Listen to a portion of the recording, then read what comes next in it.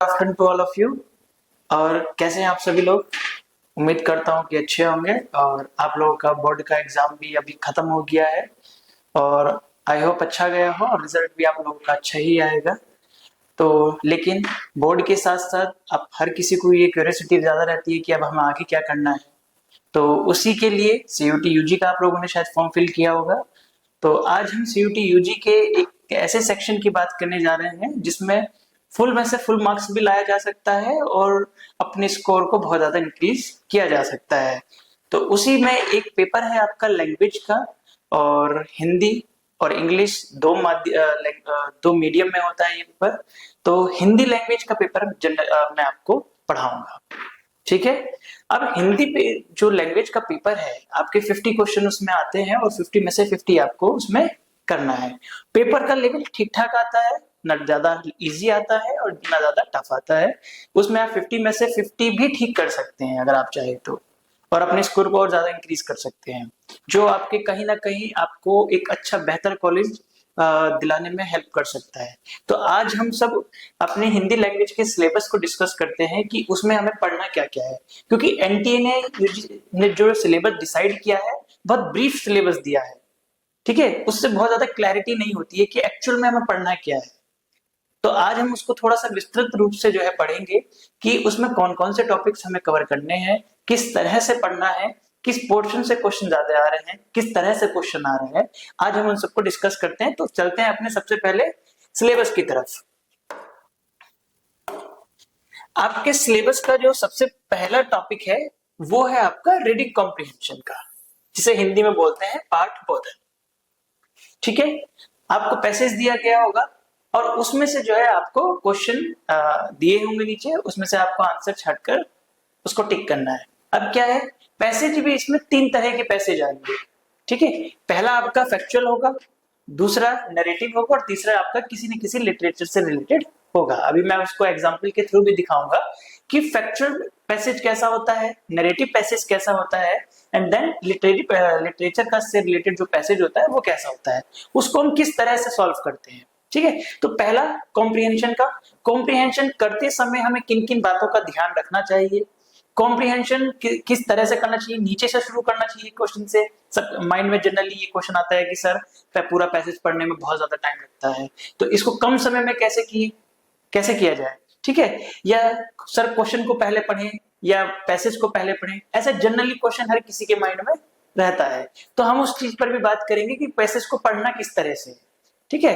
तो बात करते हैं पैसेज की। तो 3 तरह के पैसेज के आपका जो है सिलेबस में दिया है कि एक आपका पैसेज फैक्चुअल है, दूसरा आपका नैरेटिव से रिलेटेड है और तीसरा है आपका लिटरेचर से रिलेटेड।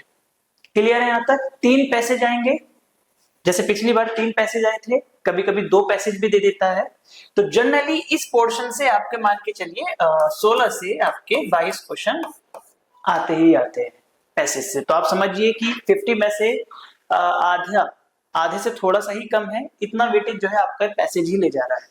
और इसमें बहुत भारी चीज नहीं है, आप फुल पैसेज को ठीक करके अपने फुल में से फुल मार्क्स भी ला सकते हैं। तो 16 से 22 क्वेश्चन का वेटेज दे रहा है, तो कितना इंपॉर्टेंट हो सकता है आप इसको अच्छे से जान ही सकते हैं, ठीक है। अब हम समझते हैं एग्जांपल से कि फैक्चुअल पैसेज क्या होता है। ये एक प्रीवियस ईयर का एक पैसेज दिया हुआ है। फैक्चुअल का मतलब होता है कि जिसमें डेटा बहुत ज्यादा दिया हो, जिसमें साइट्स मतलब चीजें ज्यादा दी हो, किसी प्लेस का नाम, किसी व्यक्ति का नाम, डेट्स ज्यादा दी हो। इस तरह के जो पैसेज होता है वो बेसिकली क्या होता है, तथ्यात्मक होता है, तथ्य उसमें ज्यादा दिए होते हैं, ठीक है। अब फॉर एग्जाम्पल एक पैसेज दिया हुआ है, इस संबंध में एक और बात उल्लेखनीय है, यथा सामग्री के अभाव अथवा संबंधित भाषाओं के लुप्त हो जाने के कारण आज कई प्राचीन तथा अर्वाचीन भाषाओं का वर्गीकरण नितांतम कठिन है। इन भाषाओं में मेसोपोटामिया, अब क्या है, मेसोपोटामिया एक कल्चर का है, सभ्यता रही है, ठीक है।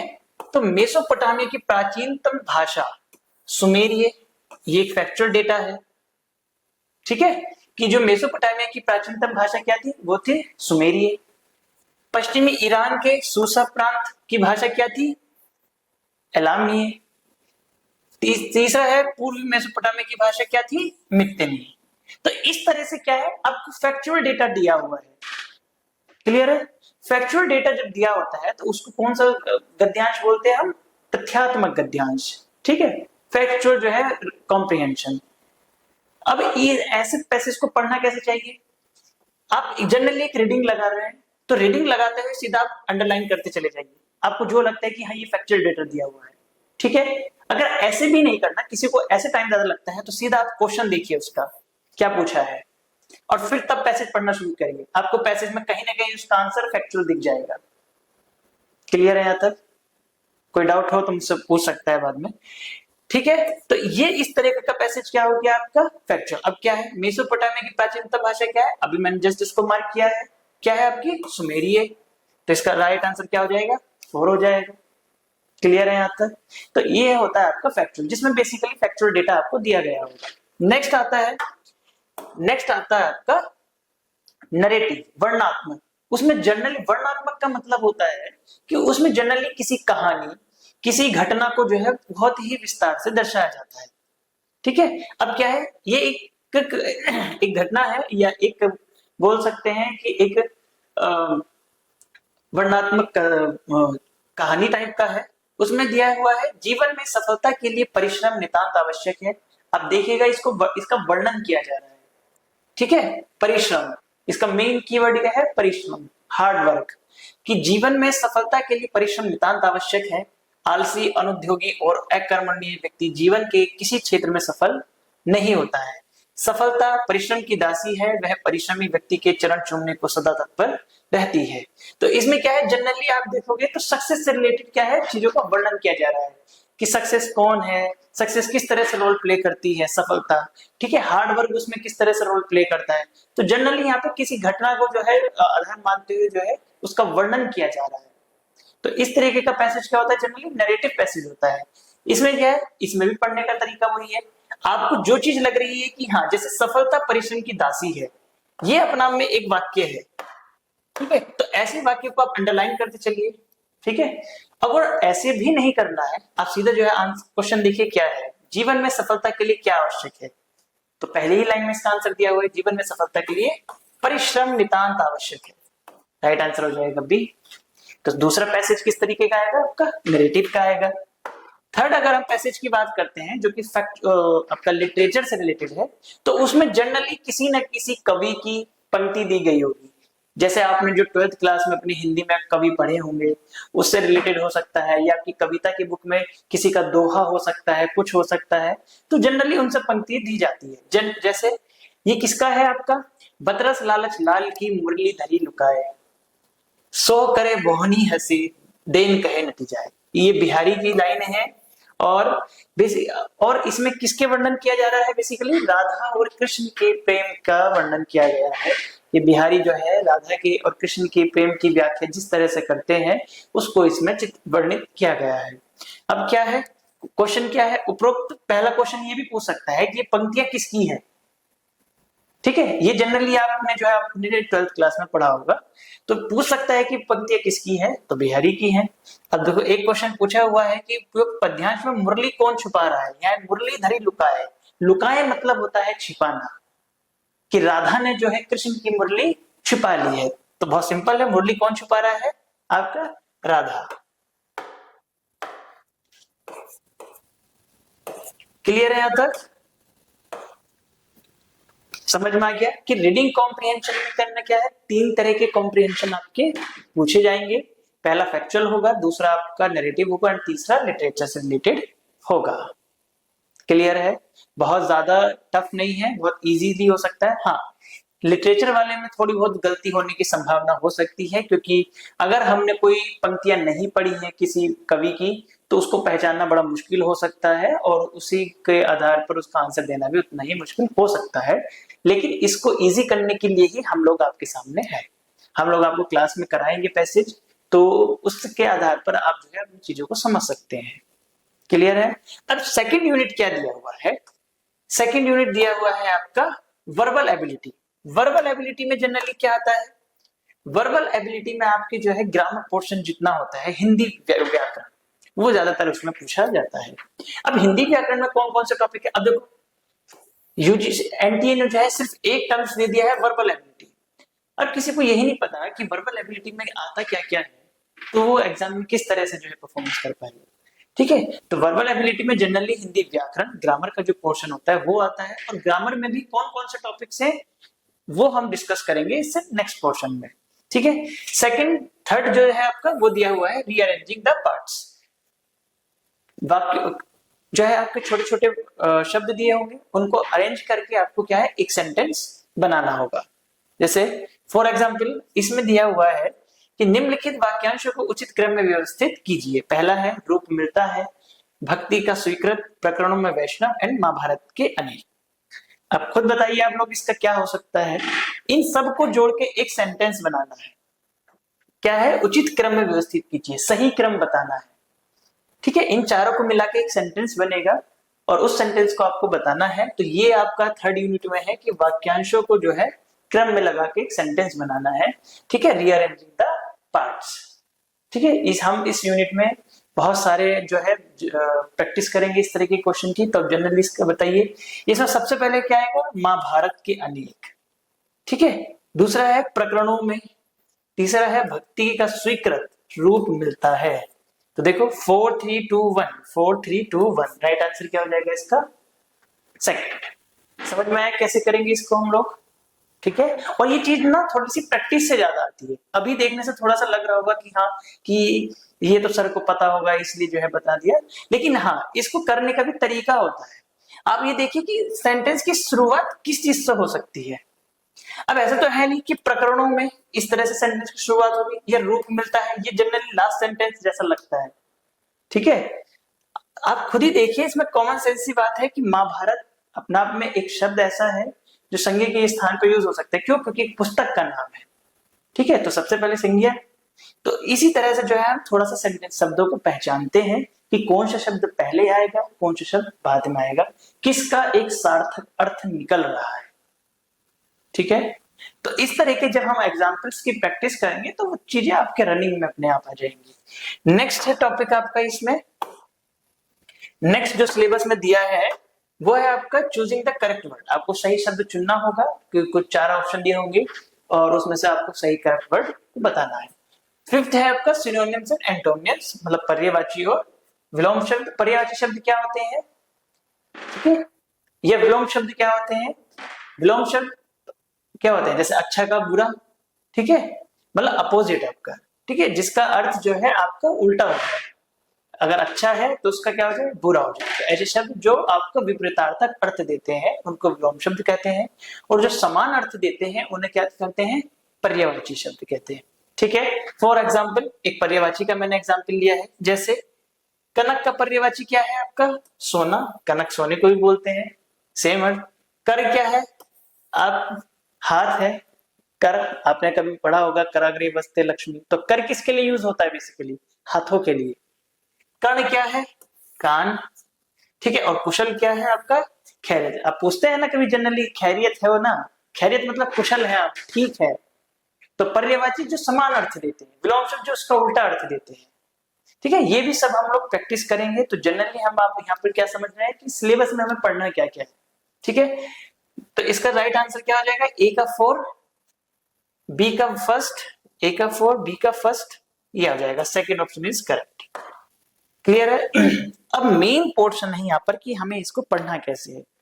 इस यहाँ पे किस पोर्शन, अभी तक तो वो देखा है जो हमें एनटीए ने सिलेबस दिया हुआ है।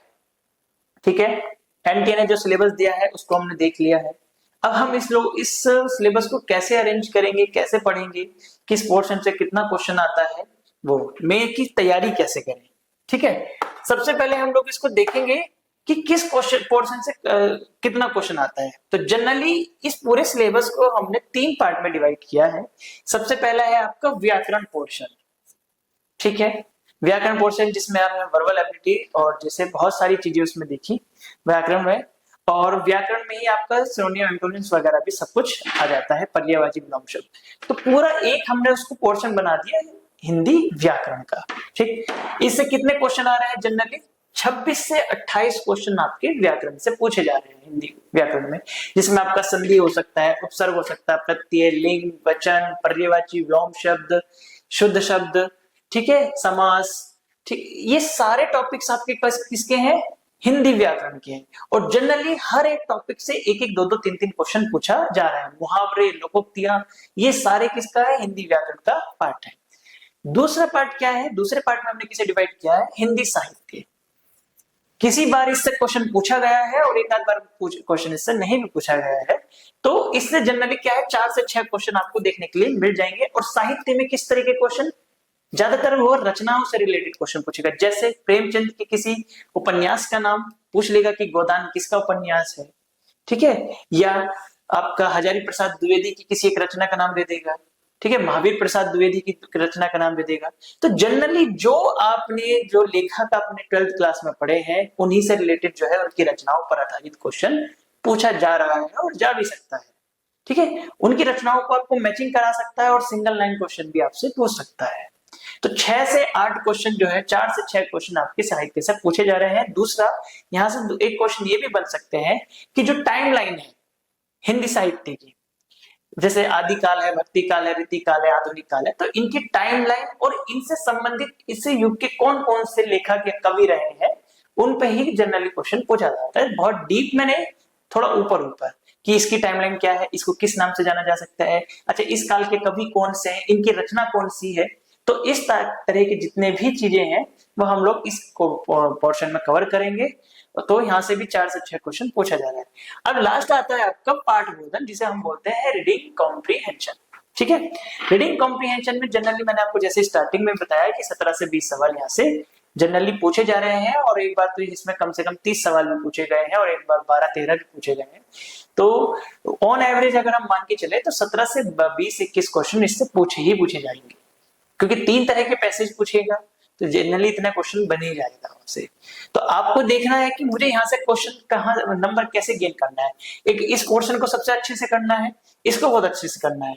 यहाँ से भी हम लोग करेंगे जितना पॉसिबल हो सकता है, क्योंकि रचनाओं में बहुत सारी रचनाएं हैं, जितनी रचनाएं हो सकती है हम उन लोग उतनी रचनाएं पढ़ेंगे। लेकिन हाँ, यहाँ से जो है जितना हो सकता है हम अच्छे से करेंगे और जितना ज्यादा से ज्यादा मार्क्स ला सकते हैं वो ला सकते हैं। और ऐसा नहीं है कि फुल मार्क्स नहीं ला सकते, फुल भी ला सकते हैं, ठीक है। तो अब क्या है, हिंदी व्याकरण में कौन कौन सी चीजें हम लोग पढ़ेंगे, जैसे कि आपका हिंदी वर्णमाला देखेंगे। सबसे पहले संधि है, 3 तरह की संधि है आपकी, दीर्घ संधि, स्वर संधि, व्यंजन संधि, ठीक है। समास पढ़ेंगे, कई तरह के समास है, द्विगु समास, द्वंद्व समास, बहुव्रीहि समास, तत्पुरुष समास।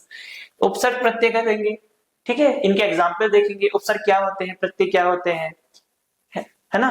फिर उनसे रिलेटेड कि इसके किसी शब्द में कौन सा प्रत्यय लगा हुआ है, इसमें कौन सा उपसर्ग लगा हुआ है। फिर आपका संज्ञा, सर्वनाम, विशेषण, संज्ञा क्या होती है, उसके एग्जाम्पल, सर्वनाम, विशेषण, क्रिया विशेषण क्या होता है। जनरली जितना भी जो पोर्शन है वो हम देखेंगे। मुहावरे, यहाँ से क्वेश्चन 3 से 4 क्वेश्चन पूछे ही जाता है मुहावरों से। मुहावरा, लोकोक्तियां, सिंगल लाइन भी और आपका मैचिंग में भी क्वेश्चन पूछा जाता है, तो यहाँ से भी हम इसको बहुत अच्छे से करेंगे। फिर वचन और लिंग, इसमें कौन सा वचन है, एक वचन है, बहुवचन है ना, इसमें जो है पुल्लिंग है या स्त्रीलिंग है, इस तरह से जो है यहाँ से क्वेश्चन पूछा जाता है। अनेकार्थी शब्दों से क्वेश्चन पूछा जाएगा। विलोम शब्द इंपोर्टेंट है बहुत ज्यादा। पर्यायवाची, यहाँ से जो है दोनों को मिला के कम से कम 7 से 8 प्रश्न पूछे ही जाने हैं। तो हमें जनरली ये ध्यान रखना, और ये वाक्य क्रमबद्धता, 6 से 7 क्वेश्चन भी यहाँ से पूछे जाएंगे ही जाएंगे वाक्य क्रमबद्धता से। तो जनरली हमें ये ध्यान रखना है कि किस टॉपिक से कितने ज्यादा क्वेश्चन आ रहे हैं, उसको हमें उतना ही अच्छे से प्रिपेयर करना है। और इसी प्रिपरेशन के लिए हम आपके सामने हैं और हम इस चीज को कंटिन्यू करेंगे अपने पहले टॉपिक के साथ में। पहले टॉपिक में हम लोग डिस्कस करेंगे आपका हिंदी व्याकरण। तो हम सबसे पहले हिंदी व्याकरण से ही शुरुआत करेंगे, फिर उसके बाद हम रीडिंग कॉम्प्रिहेंशन पे जाएंगे और देन सबसे बाद में हम जाएंगे साहित्य वाले पोर्शन पे।